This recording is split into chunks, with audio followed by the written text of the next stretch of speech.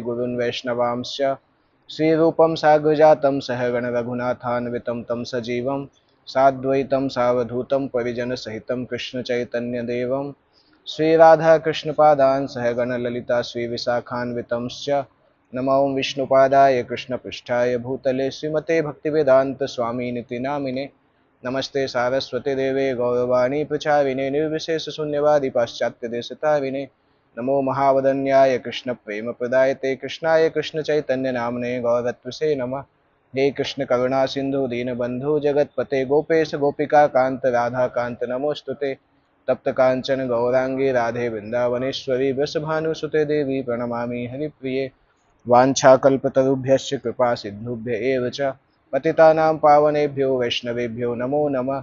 जय श्री कृष्ण चैतन्य प्रभु नित्यानंद श्री अद्वैत गदाधर शिवासरि गौर भक्तवृंद हरे कृष्णा कृष्णा कृष्णा हरे हरे हरे राम राम राम हरे हरे।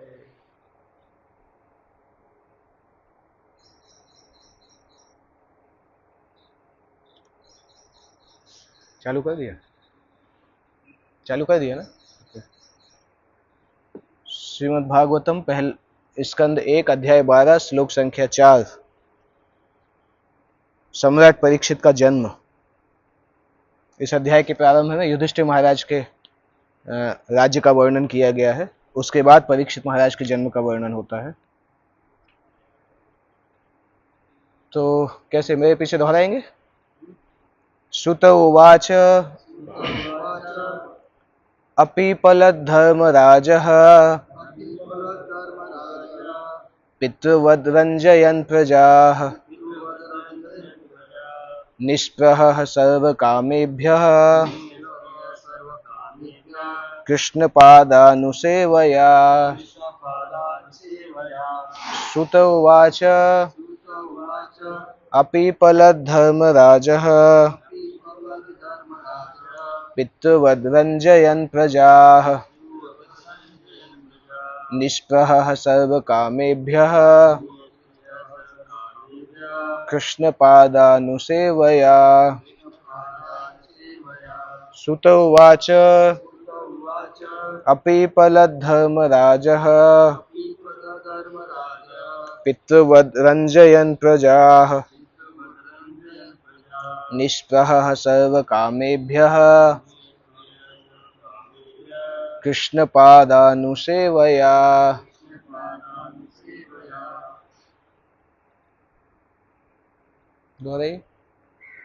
बोलिए। सुत उवाच अपीपलद्धर्मराजः पितृवद्रञ्जयन् प्रजा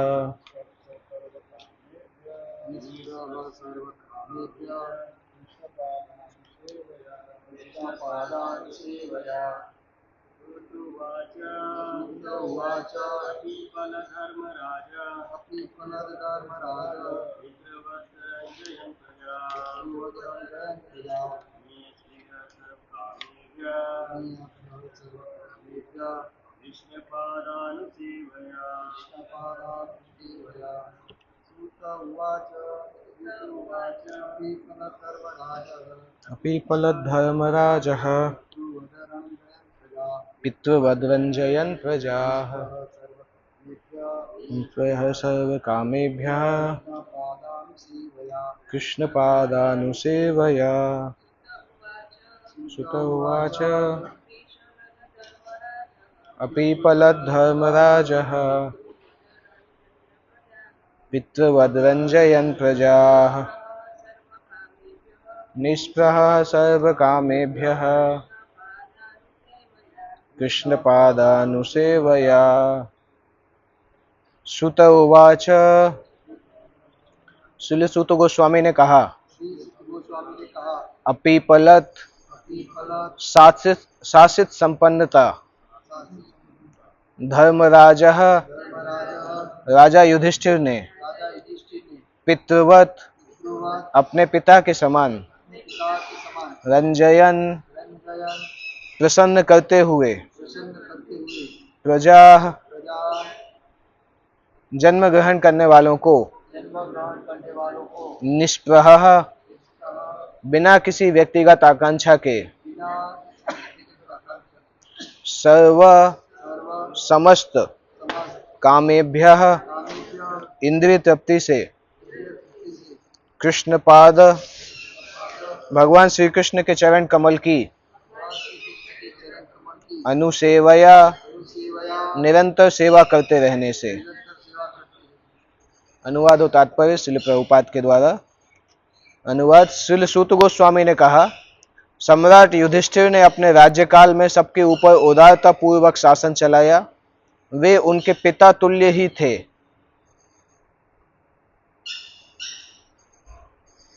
उन्हें कोई व्यक्तिगत आकांक्षा नहीं थी और भगवान श्री कृष्ण के चरण कमलों की निरंतर सेवा करते रहने के कारण वे सभी प्रकार की इंद्रिय तृप्ति से विरक्त थे। तात्पर्य, जैसा कि हमने इस ग्रंथ की भूमिका में कहा है, संसार के समस्त कष्ट सह रहे जन समुदाय के लिए मानव समाज में कृष्ण विज्ञान की आवश्यकता है और सभी राष्ट्रों के प्रमुख महापुरुषों से हमारी एक ही विनती है कि वे अपने कल्याण हेतु, समाज के कल्याण हेतु तथा विश्व भर के लोगों के कल्याण हेतु कृष्ण तत्व को ग्रहण करें। यहाँ पर सत्य की प्रतिमूर्ति महाराज युधिष्ठिर के उदाहरण से इसकी पुष्टि होती है। भारत में लोग राम राज्य की लालसा करते हैं क्योंकि भगवान श्री राम आदर्श राजा थे और भारत के सभी राजा या सम्राट पृथ्वी पर जन्म लेने वाले प्रत्येक प्राणी की संपन्नता के लिए विश्व के भाग्य का नियमन करते थे। यहाँ पर प्रजा शब्द महत्वपूर्ण है। इसका व्युत्पत्ति करक आशय है, जिसने जन्म लिया है वह। पृथ्वी पर जीवों की अनेक योनियां हैं, जलचर से लेकर पूर्ण मनुष्यों तक वे सभी प्रजा कहलाती हैं। इस ब्रह्मांड के सृष्टा ब्रह्मा प्रजापति कहलाते हैं क्योंकि जिन लोगों ने जन्म लिया है उन सबके वे पितामह हैं। इस प्रकार प्रजा शब्द जिस अर्थ में आजकल प्रयुक्त होता है वह उससे अधिक व्यापक अर्थ में प्रयुक्त हुआ है। राजा सभी जीवों, जलचर, पौधे, वृक्ष, सरीसृप, पक्षी, पशु तथा मनुष्य का प्रतिनिधित्व करता है। इनमें से हर एक प्राणी परमेश्वर का अंश है। श्रीमद् भगवद गीता अध्याय 14 श्लोक संख्या 4। और श्री भगवान का प्रतिनिधि होने के कारण राजा सबको उचित सुरक्षा प्रदान करने हेतु वचनबद्ध होता है, किंतु आज की चरित्र विहीन प्रशासन पद्धतियों के राष्ट्रपति तथा तानाशाहों के साथ ऐसा नहीं है, जहां निम्न पशुओं को कोई सुरक्षा प्रदान नहीं की जाती जबकि उच्चतर पशुओं को तथाकथित सुरक्षा प्रदान की जाती है। लेकिन यह एक महान विज्ञान है जिसे कृष्ण तत्व जानने वाला ही सीख सकता है। भगवान श्री कृष्ण के विज्ञान को समझकर विश्व का पूर्णतम व्यक्ति कोई भी बन सकता है और जब तक मनुष्य को इस विज्ञान तत्व का ज्ञान नहीं होता तब तक शिक्षा द्वारा अर्जित सभी उपाधियां तथा स्नातकोत्तर अनुसंधान की सनदें व्यर्थ और निरर्थक होती हैं। महाराज युधिष्ठिर इस कृष्ण तत्व को भली भांति जानते थे क्योंकि यहाँ पर यह कहा गया है कि इस विज्ञान के निरंतर अनुशीलन से या भगवान श्री कृष्ण की सतत भक्तिमय सेवा से उन्होंने राज्य पर शासन करने की योग्यता प्राप्त कर ली थी। कभी कभी पिता अपने पुत्र पर अनावश्यक रूप से निर्दयी होते दिखता है, लेकिन इसका अर्थ यह नहीं होता कि पिता ने पिता होने की योग्यता खो दी है। पिता सदा पिता ही रहता है क्योंकि उसके हृदय में पुत्र का हित ही सर्वोपरि होता है। पिता चाहता है कि उसका हर पुत्र उससे बढ़कर हो। अतएव महाराज युधिष्ठिर जैसे राजा, जो सत्व गुण की साक्षात प्रतिमूर्ति थे, चाहते थे कि उनके अधीन सभी प्राणी, विशेष रूप से मनुष्य जिनकी चेतना अधिक विकसित रहती है, भगवान श्री कृष्ण के भक्त बने, जिससे वे इस भौतिक संसार की झंझटों से मुक्त हो सकें। उनके शासन का मूल मंत्र था सभी नागरिकों का कल्याण, क्योंकि मूर्ति मंत्र सत्वगुण होने के कारण वे जानते थे कि नागरिकों की भलाई किसमें है। वे इसी सिद्धांत पर शासन चलाते रहे, इंद्रिय तृप्ति के राक्षसी या आसुरी सिद्धांत पर नहीं। आदर्श राजा के रूप में उनकी कोई निजी आकांक्षा न थी और इंद्रिय तृप्ति के लिए उनके भीतर कोई स्थान न था, क्योंकि उनकी सारी इंद्रियां सदा परमेश्वर की प्रेममयी सेवा में लगी रहती थीं, जिसमें जीवों की आंशिक सेवा सम्मिलित है, क्योंकि जीव परम पूर्ण के अंश रूप हैं। जो लोग पूर्ण को छोड़कर अंश की सेवा में व्यस्त रहते हैं, वे केवल अपने समय तथा शक्ति दोनों का अपव्यय ही करते हैं। जिस प्रकार कोई मनुष्य जड़ों को ना सींचकर वृक्ष की पत्तियों को सींचे, यदि जड़ों में पानी डाला जाता है तो पत्तियां स्वतः पूर्ण रूप से सजीव रहती हैं, किंतु यदि केवल पत्तियों पर जल डाला जाए तो संपूर्ण शक्ति व्यर्थ जाती है। अतएव महाराज युधिष्ठिर भगवान की सेवा में सदा लीन रहते थे और इस प्रकार से श्री भगवान के अंश रूप सभी जीव उनके सतर्क शासन के कारण जीवन की समस्त सुविधाएं प्राप्त करते थे और अगले जीवन में उनकी उन्नति होती थी। राज्य प्रशासन की पूर्ण व्यवस्था की यही विधि होती है। बहुत लंबा तात्पर्य है और बहुत सारी वस्तुएं बताई गई हैं इसमें तात्पर्य में। एक तो यहाँ पे अनुवाद और श्लोक में अगर देखें तो एक जगह लिखा है अपिपलत धर्मराज। धर्मराज का जो शासन है वो अनुशासित भी है और उदारता पूर्वक भी है, दोनों वस्तुएं हैं उनके शासन में। सामान्यतः हम देखते हैं इवन माता पिता के केस में भी अलग अलग तरीके से बच्चे का पालन होता है। कभी कभी कुछ माता पिता बच्चे को इतना ज़्यादा ढील दे देते हैं कि बच्चे को इग्नोर ही कर देते हैं। इग्नोर मतलब आपने एक पिक्चर देखा होगा, एक माँ अपने ऑफिस का भी काम कर रही है, बच्चे को खाना भी खिला रही है, तो ऑफिस के कंप्यूटर की स्क्रीन में देखते देखते बच्चे के मुंह की जगह आंख में चम्मच घुसा देती है।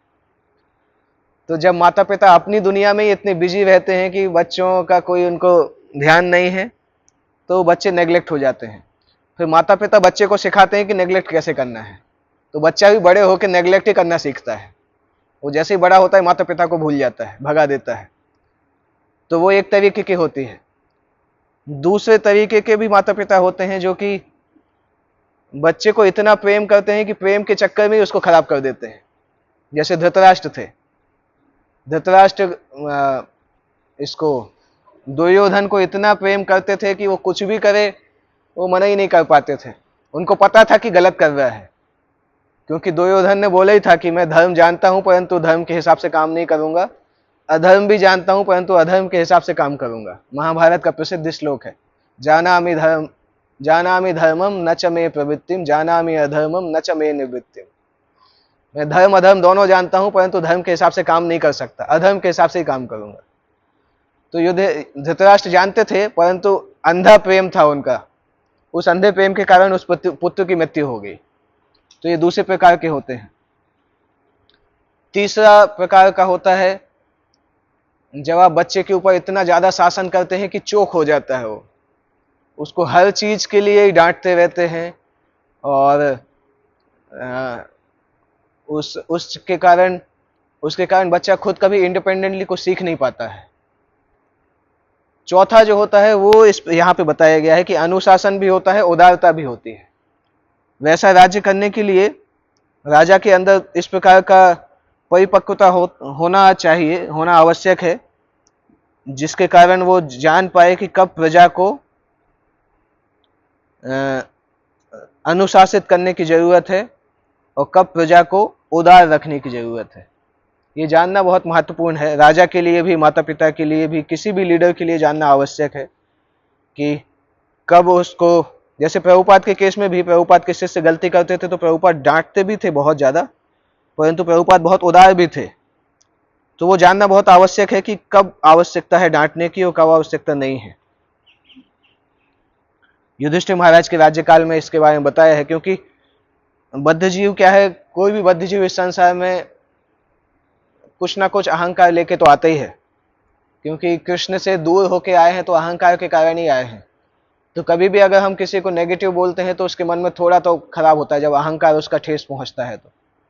तो इसलिए राजा को पता रहता है कि कब उसकी आवश्यकता है, कब आवश्यकता नहीं है।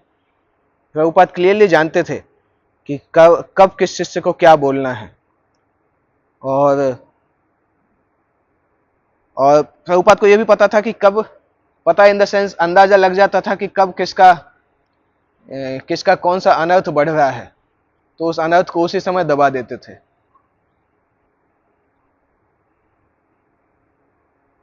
जैसे प्रभुपाद से उनके एक शिष्य गिरिराज स्वामी महाराज हैं, वो जुहू में प्रभुपाद के साथ वॉक पे चल रहे थे। तो उन्होंने प्रभुपाद से पूछा कि प्रभुपाद, कई बार मुझे ऐसा लगता है कि मैं कितना, मुझे अपने गॉड ब्रदर्स की सेवा करनी चाहिए, वो लोग कितने अच्छा भक्ति कर रहे हैं। तो प्रभुपाद ने बोला, ये तो बहुत अच्छा है, विनम्रता का लक्षण है। तो महाराज थोड़े खुश हो गए, मतलब उस समय सन्यासी नहीं थे, उस समय गिरिराज प्रभु थे। तो महाराज को अच्छा लगा कि प्रभुपाद ने अप्रिशिएट किया। तो महाराज ने अगली बार बोला कि प्रभुपाद, इसी फीलिंग के कारण कई बार मैं सोचता हूँ मैं तो कितना पतित हूँ, मैं माया में चला जाता हूँ। तो प्रभुपाद चलते चलते रुक गए, रुक के बोलते, माया में चले क्या जाते हो, हमेशा ही माया में रहते हो। तो महाराज ने उसी समय प्रभुपाद को झुक के प्रणाम किया। महाराज लिखते हैं उसमें पुस्तक में कि प्रभुपाद जानते थे कि कब किस शिष्य के अंदर क्या चल रहा है और कौन सा अनर्थ कब हावी होने वाला है, उसी समय प्रभुपाद उसकी दवाई दे देते थे। तो इसके लिए आध्यात्मिक मैच्योरिटी की जरूरत भी पड़ती है कि हम किस प्रकार से क्या करें। युधिष्ठिर के राज्यकाल में इस प्रकार से था, अनुशासन और उदारता दोनों था। जैसे हिरण्यकश्यपु के केस में ऐसा था कि वो बच्चे को केवल ज्यादा ही अनुशासित करके रखता था। धृतराष्ट्र के केस में हमने देखा। और पहला केस का कोई एग्जाम्पल याद है, जब माता पिता अपने में ही इतने बिजी हैं कि बच्चे पे ध्यान देने के लिए बच्चे को नेग्लेक्ट कर देते हैं। ऐसा कोई उदाहरण शास्त्र में आता है?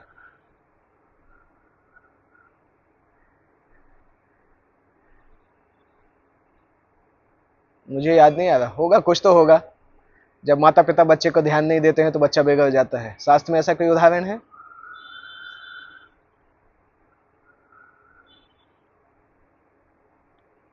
सोचिएगा, सोच के रखिएगा, आप लोगों के लिए असाइनमेंट है। तो युधिष्ठिर महाराज पिता तुल्य थे प्रजा के लिए। आगे बताया गया है कि प्रजा का मतलब होता है जन्म ग्रहण करने वाले। सामान्यतः अभी प्रजा की जो डेफिनेशन है, वो प्रजा की डेफिनेशन ऐसी है कि जो मनुष्य हैं वो प्रजा माने जाते हैं। परंतु वैदिक समय में या वैदिक साहित्य में, वैदिक कॉन्टेक्स्ट में प्रजा की डेफिनेशन होती है जिसने जन्म लिया है। जिसने भी जन्म लिया है वो राजा की प्रजा मानी जाती है, चाहे मनुष्य हो, चाहे जीव हो, चाहे जंतु हो, सभी। इसलिए पहले के समय में कभी कभी अगर पशुओं को भी समस्या होती थी तब भी वो राजा के दरबार में जाते थे न्याय मांगने के लिए। भगवान राम के दरबार में एक कुत्ता आया था, वो कथा आप सबने सुनी है। कुत्ता ने आके बोला था कि मुझे इस व्यक्ति ने पत्थर मारा या लात मारा, कुछ ऐसा था ना? हाँ हाँ हाँ। तो जब उन्होंने पूछा कि उसको क्या दंड देना चाहिए तो उसको बोलना चाहिए, कुत्ते ने बोला उसको अगले जन्म में इस्कॉन मंदिर का टेम्पल प्रेसिडेंट बना दीजिएगा। क्योंकि जब भी कोई व्यक्ति महंत बनता है तो बहुत संभावना रहती है कि कभी कभी कठिनाइयां होगी। कुत्ता ने बोला मैं भी पिछले जन्म में महंत था। तो क्योंकि भक्ति आसान है और भक्तों को मैनेज करना भी बहुत कठिन है और ठीक तरीके से हम नहीं रहते हैं तो कई बार मुश्किलें हो जाती हैं, मिस्टेक्स भी होती हैं।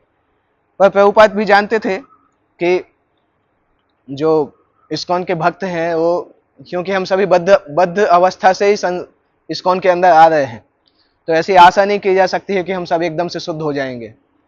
तो प्रभुपाद भी जानते थे इस वस्तुओं को, इसलिए प्रभुपाद बोलते थे कि आप सेवा भी करते रहो और साधना भी करते रहो, जिससे शुद्धि होती रहेगी। इसलिए कभी भी हमें इस्कॉन को यूटोपियन तरीके से नहीं देखना चाहिए। यूटोपियन इन द सेंस कि इस्कॉन मतलब हम आध्यात्मिक संसार में हैं तो यहाँ पे तो कभी कुछ ऐसा होगा ही नहीं। अगर ऐसा सोच के इस्कॉन में आते हैं तो शौक लग जाता है, कई बार भक्त लोगों को शौक लग जाता है, ये क्या, यहाँ पे क्या हो रहा है, ये तो बाहर की दुनिया में देखते थे, यहाँ क्या हो रहा है। ऐसे माइंडसेट से इस्कॉन में नहीं आना चाहिए, क्योंकि फिलॉसफी तो आध्यात्मिक संसार की है परंतु वो फिलॉसफी बद्ध जीवों के ऊपर अप्लाई की जा रही है।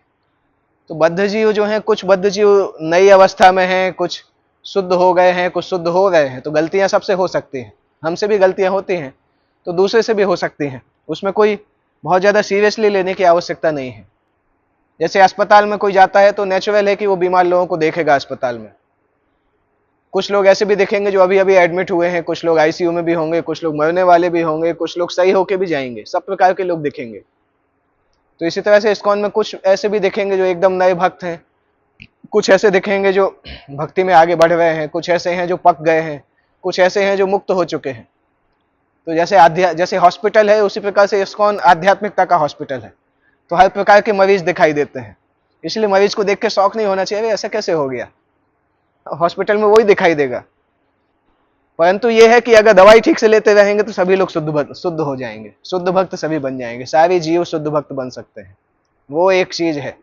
भगवान, कुछ लोग बोलते हैं, जैसे भगवान खुद ही बोलते हैं कि जो मेरे भक्त होते हैं उन पे मैं विशेष कृपा करता हूं। क्या है? ये भजन्ति तुमाम भक्त्या मयि ते तेषु चाप्यहम्।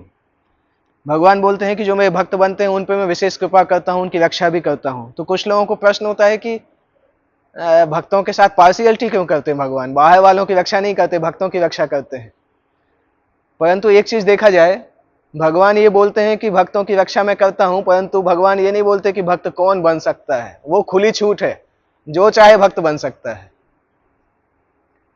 तो अगर कोई बोलता है कि भगवान पार्शियल है तो भगवान भी स्वीकार करते हैं, हाँ मैं पार्शियल हूं, परंतु मैं इम्पार्शियल हूं कि कोई भी भक्त बन सकता है।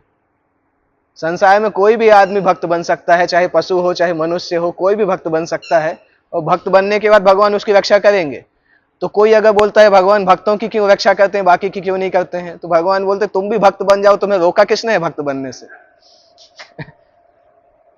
तो भगवान ने एक दायरा बनाया है कि ये मेरे भक्त हैं, इनको मैं रक्षा करूंगा, परंतु उस दायरे में कोई भी आ सकता है, उसमें आने की कोई लिमिट नहीं है। तो इंग्लिश में क्या बोलते हैं? लॉर्ड इज इम्पार्शियली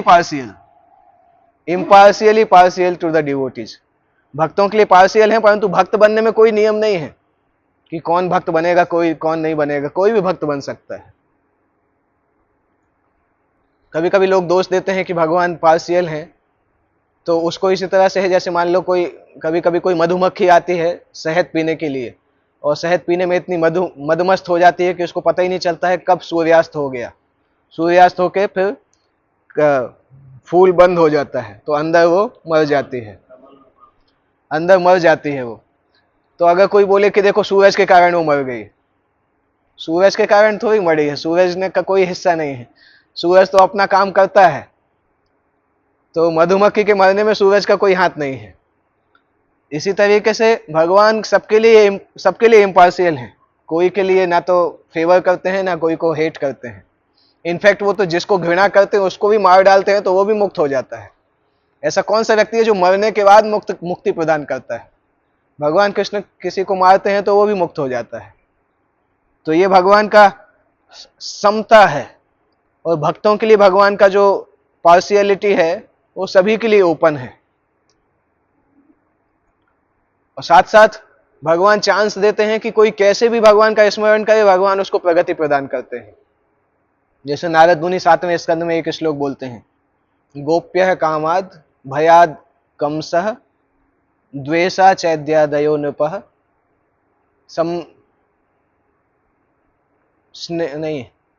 संबंधाद विष्णयः स्नेहात यूयम भक्त्यः वयम विभो। 7वें स्कंद के पहले अध्याय में आता है। वो बताते हैं कि गोपियां भगवान के प्रति काम भावना या आध्यात्मिक काम भावना से उनके पास आते हैं, वो भी सफलता को प्राप्त करते हैं। कंस जो है, गोप्य कामात भयात, कंस जो है भय के कारण भगवान कृष्ण का स्मरण करता है, वो भी सफल हो जाता है। शिशुपाल जैसे राजा द्वेष के कारण भगवान का स्मरण करते हैं, वो भी सफल हो जाते हैं। और संबंधी वृष्णयः, वृष्णिवंशी द्वारकावासी जो हैं भगवान के संबंधी हैं, संबंधी होने के कारण स्मरण करते हैं। और स्नेहात यूयम, आप सभी लोग, मतलब पांडव से बोल रहे हैं कि आप सभी लोग भगवान से स्नेह के कारण उनको स्मरण करते हैं। और यूयम स्नेहात वयम भक्त्या, हम सभी लोग जनरल भक्त जो है वो भक्ति के कारण भगवान को स्मरण करते हैं। परंतु एक चीज कॉमन है कि सबके सब शुद्ध हो जाते हैं। तो चाहे भगवान को आप द्वेष करके उनको स्मरण करो, चाहे उनसे भय के कारण स्मरण करो, परंतु स्मरण करोगे तो भगवान शुद्ध कर देंगे। उसके पहले एक श्लोक आता है, तस्माद् वैरानुबंधेन निर्वैरेण भयेन वा स्नेहात् कामात् भयाद् युञ्जत कथांचन स्मरेत यथित। यहाँ पे नहीं है ना, 7वां स्कंद, उसमें आता है कि अगर कोई भगवान से वैर के कारण भी उनके पास आता है, यस्माद् वैरानुबंधेन निर्वैरेण, कोई वैर के बिना आता है, कोई भय के कारण आता है, परंतु कैसे भी भगवान के संपर्क में आता है तो भगवान उसका जो बुरा भाव है वो खत्म कर देते हैं, उसकी अच्छी वस्तु को स्वीकार कर लेते हैं। तो ये एक बहुत बड़ा बेनिफिट है कि हमारी भक्ति का क्वालिटी भले ही अच्छा नहीं हो, हम गलती भी करते हैं, परंतु भगवान भक्तों की गलतियों को आसानी से माफ भी कर देते हैं। जैसे कोई भक्त भगवान के मंदिर में बैठ के जप करता है, जप करते समय सोता है, तब भी भगवान सोचते हैं ठीक है मेरा ही बेटा है, सो रहा है, क्या समस्या है, कम से कम कर तो रहा है, कुछ तो कर रहा है।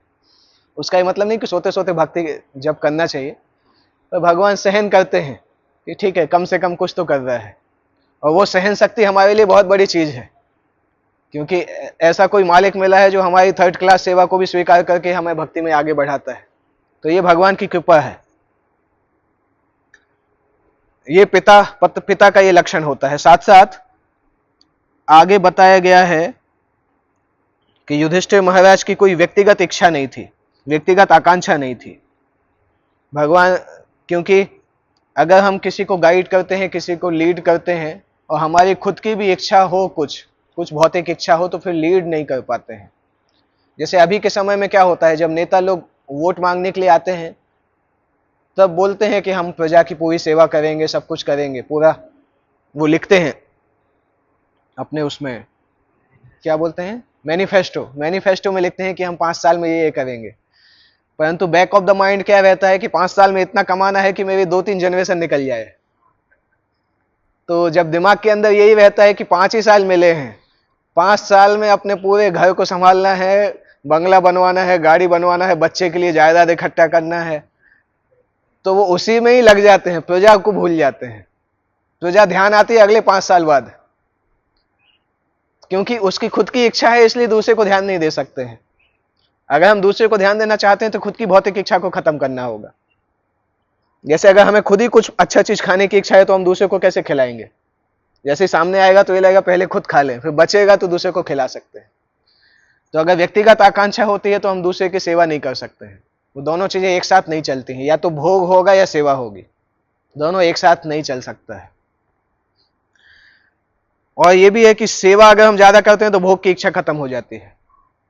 कोई उदाहरण है ऐसा सामान्य जीवन में? कोई ऐसा उदाहरण याद है कि अगर हम सेवा करते हैं तो भोग की इच्छा खत्म हो जाती है?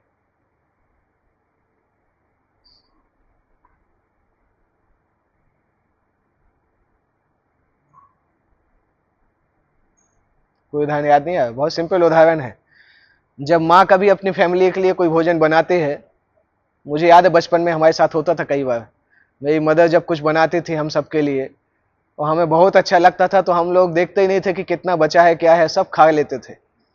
जब कुछ नहीं बचता था तो माँ ज्यादा खुश होती थी, उनको लगता था कि इन सब का पेट भर गया, बहुत अच्छा है, भले ही खुद को मिला चाहे नहीं मिला।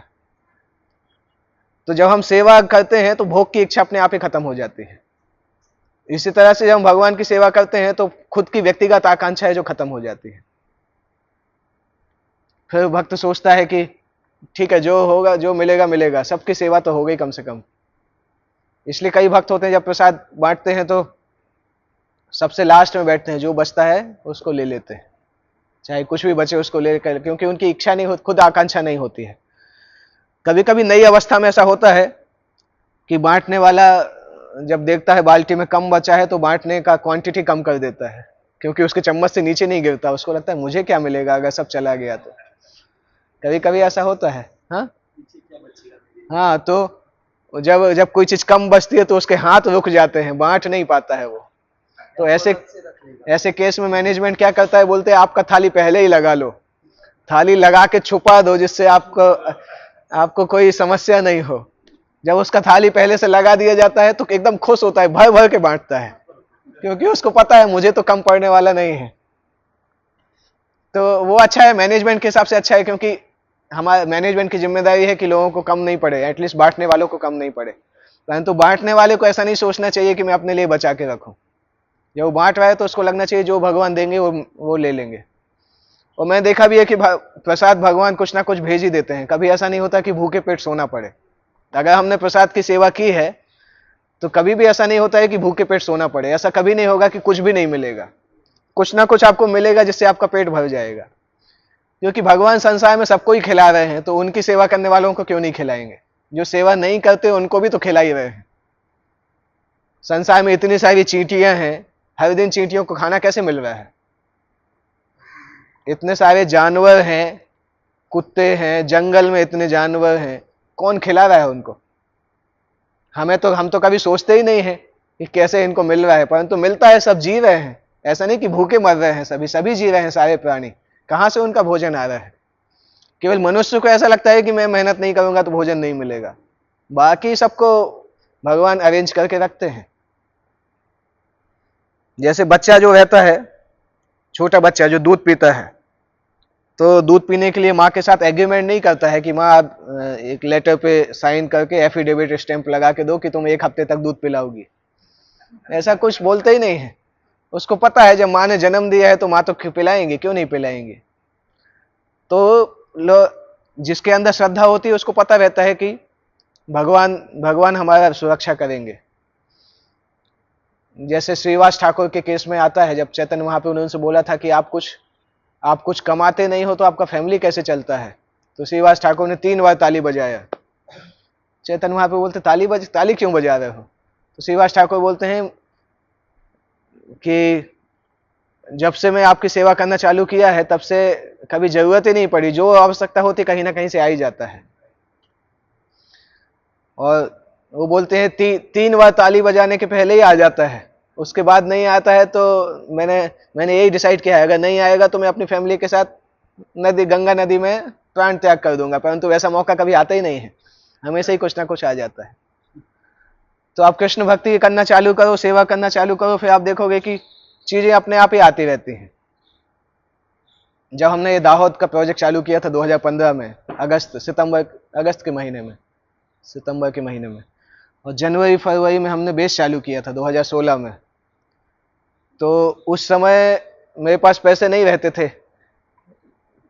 क्योंकि बेस चलता था उसका कितना, पहले 5,000 था, फिर 7,000 था, 7,000 था उसका शायद रेंट था, ऐसा कुछ।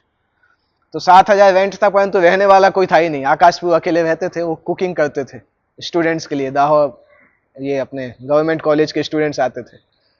तो पैसा कभी रहता नहीं था बेस में, और हम भी बड़ौदा उसी समय आए थे 1-2 साल पहले, तो कोई को पहचानते भी नहीं थे। तो भगवान की कृपा से एक भक्त मिले थे, उन्होंने बोला था कि आपके बेस का रेंट मैं संभाल लूंगा।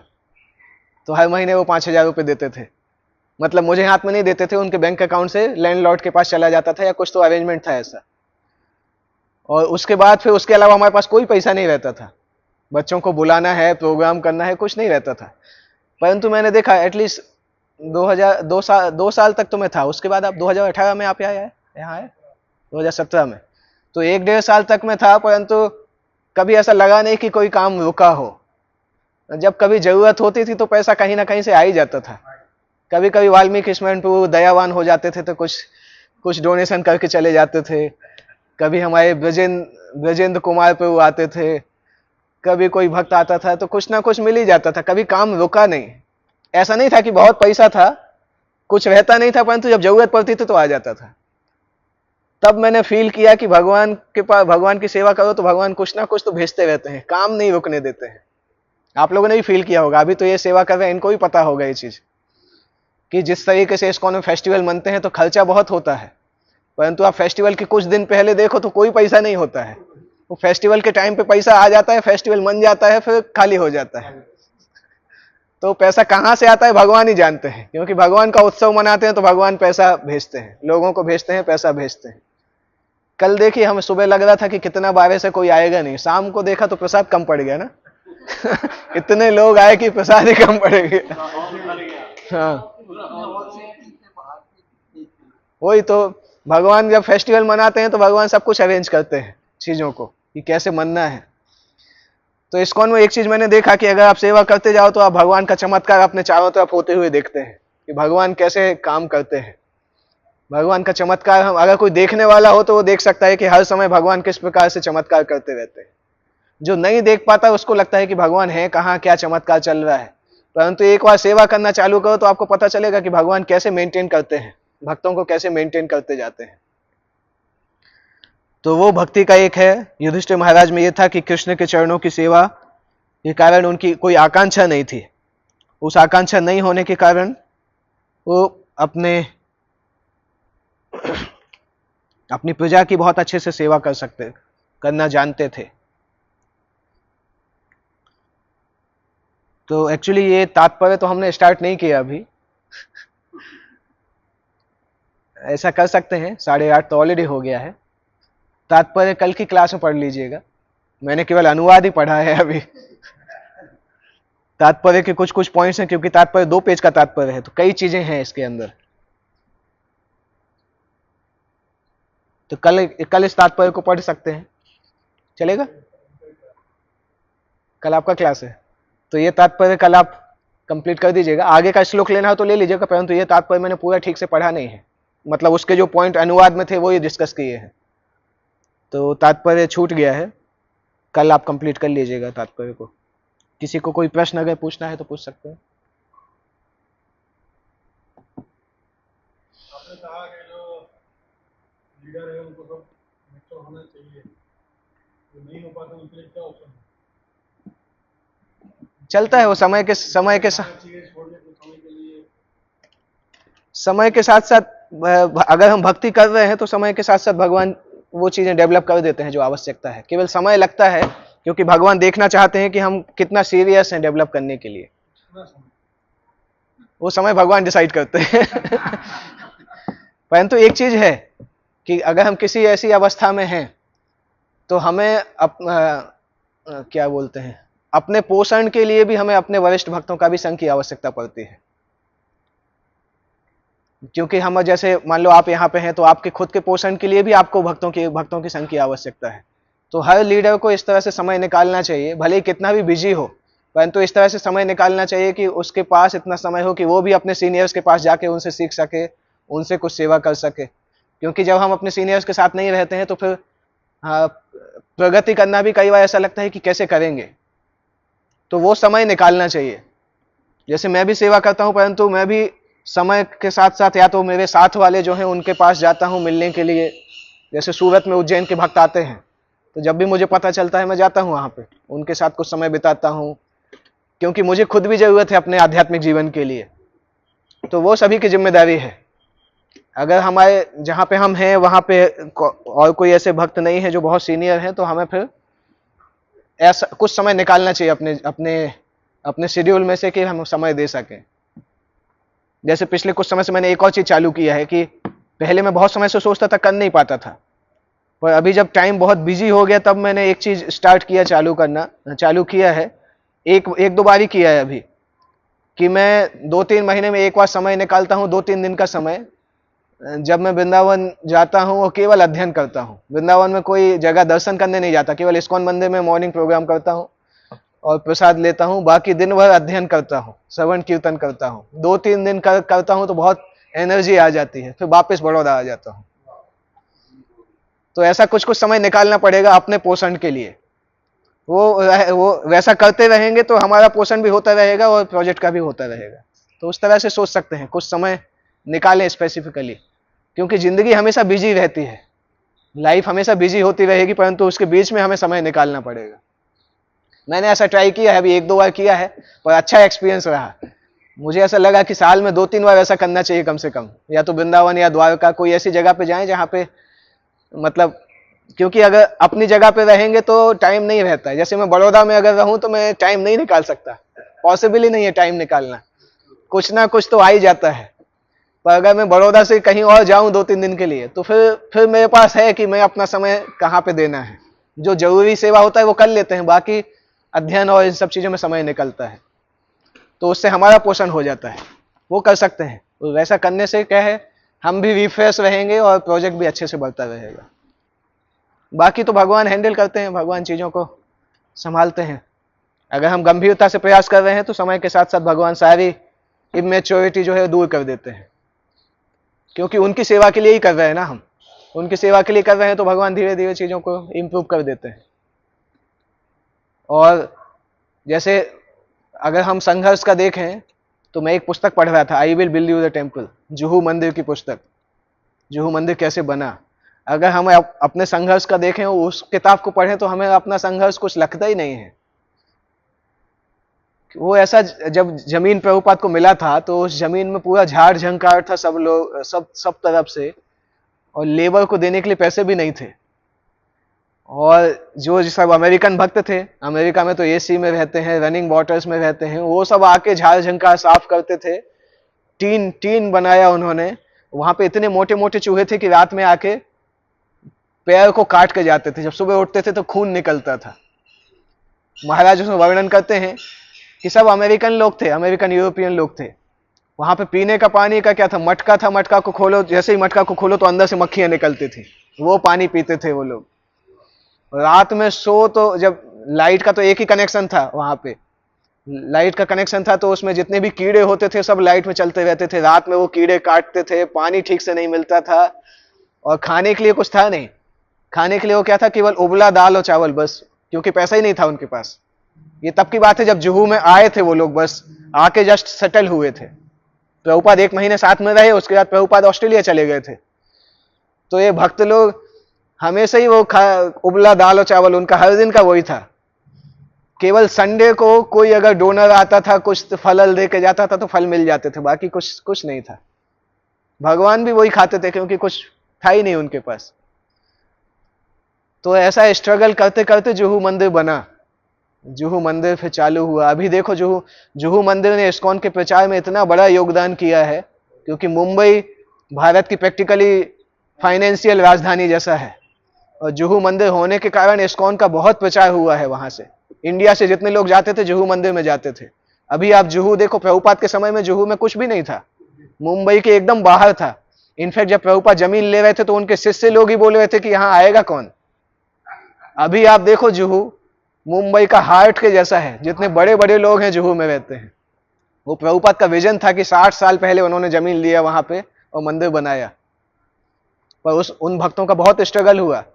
इंडियन हो तो तब भी समझ में आता है, अमेरिकन लोगों ने वो चीज देखा ही नहीं था, कैसे वो वहां पे रहे और कैसे रह के वो मंदिर बनाया। अमेजिंग है। उतना संघर्ष तो हमने कभी किया ही नहीं एक्चुअली, जितना उन लोगों ने किया उतना तो हमने नहीं किया, क्योंकि हम तो भारत के रहने वाले हैं, तो हमें थोड़ा तो अंदाजा ही है, मतलब थोड़ा बहुत हम जानते हैं भारत में कैसे चल जाता है काम। परंतु वो लोग तो एकदम नए थे। जैसे टीन लगा रहे थे, वो इस तरीके का नहीं, एक सिंपल टीन लगाना था, क्योंकि जमीन पे तो वो था, धूल थी, तो जमीन पे थोड़ा सा वो बिछाना था सोने के लिए, ऊपर टीन लगाना था। तो ब्रह्मानंद प्रभु को प्रभुपाद ने जिम्मेदारी दिया। ब्रह्मानंद पूरे कॉन्ट्रैक्टर के पास गए, वो कॉन्ट्रैक्टर से जब भी पैसे की बात करो तो बोलता था अरे पैसा तो सब हो जाएगा। तो उसने बना दिया। जब बिल दिया तो 40,000 का बिल दिया। 1973 में 40,000 का बिल कितना बड़ा बात था। और प्रभुपाद के पास जब बिल आया, प्रभुपाद ने बोला ये तुम लोग सब अमेरिकन आदमी हो, तो इंडियन लोग तुम्हें ठग के जाते हैं, तुम्हें लगता है कि बहुत पैसा है इसलिए वो लोग तुम्हें ठग के जाते हैं। प्रभुपाद ने ब्रह्मानंद प्रभु से बोला ये बिल मुझे दे दो, तुम अफ्रीका चले जाओ। तो अभी जब कॉन्ट्रैक्टर बिल का पैसा लेने के लिए आया तो प्रभुपाद के पास तो आया नहीं, वो तो ढूंढ रहा था उनको, ब्रह्मानंद प्रभु को। प्रभुपाद के पास जब आया, प्रभुपाद ने बोला वो तो अफ्रीका चलेगा, अभी मुझसे बात करो। तो उसने बिल दिखाया, प्रभुपाद ने बोला ये इतना देने वाला नहीं हूं मैं, ये सब झूठ है तुम्हारा। तो 40,000 का बिल था, प्रभुपाद ने 10,000 रुपए दिए बस। प्रभुपाद ने बोला इतना दे रहा हूं, ले लो, नहीं तो कुछ भी नहीं मिलेगा। फिर प्रभुपाद ने बोला तुम अमेरिकन लोग जानते नहीं हो भारत में कैसे काम होता है, तुम जिसके पास जाते हो वो तुम्हें ठगने का प्रयास करता है, तुम भी पैसे दे के आ जाते हो। तो इंडिया में जब वो लोग सब्जी खरीदने जाते थे तब भी प्रभुपाद उनको सिखाने के लिए जाते थे कि सब्जी कैसे खरीदना है, क्योंकि अमेरिका में तो भाव तौल होता नहीं है ना, वहां तो मॉल में जाते हैं सीधे मिलता है। तो एक भक्त प्रभुपाद के साथ गए, उसको किसी ने बताया 40 रुपए किलो कोई चीज थी। तो भक्त 40 रुपए देने लगे। प्रभुपाद बोलते अरे पागल हो क्या, 40 रुपए थोड़ी देना है। प्रभुपाद ने उससे बोला 15 रुपए में दोगे कि नहीं? तो दुकानदार बोलता है क्या बोल रहे हो आप। तो 15 प्रभुपाद ने बोला, बाद में 20 रुपए में वो दे दिया। तो ये भक्त प्रभुपाद की शकल देख रहा है कि 40 रुपए की जगह 20 रुपए में सब्जी चीज खरीद लिया। तो प्रभुपाद ने बोला भारत में ऐसे ही काम होता है, भारत में रहना है तो ऐसे ही काम करना पड़ेगा। इस तरह से प्रभुपाद ने सिखाया उन लोगों को। तो उस समय की चीजें पढ़ने से बहुत विश्वास आता है कि इस्कॉन कैसे बना एक्चुअल में, उन लोगों ने कैसे इस्कॉन को बनाया। बहुत संघर्ष लगा है, उसके कारण अभी हम शांति से बैठ पा रहे हैं। जितना संघर्ष उन लोगों ने किया है उसके कारण अभी हम चला पा रहे हैं। तो प्रभुपाद के जो शुरू के शिष्य हैं उन लोगों का संघर्ष, उतना संघर्ष हम सोच भी नहीं सकते जितना संघर्ष उन लोगों ने किया है प्रभुपाद के लिए और भगवान की सेवा को स्थापित करने के लिए। ओके, श्रीमद् भागवतम की जय, जगत गुरु श्रील प्रभुपाद की जय।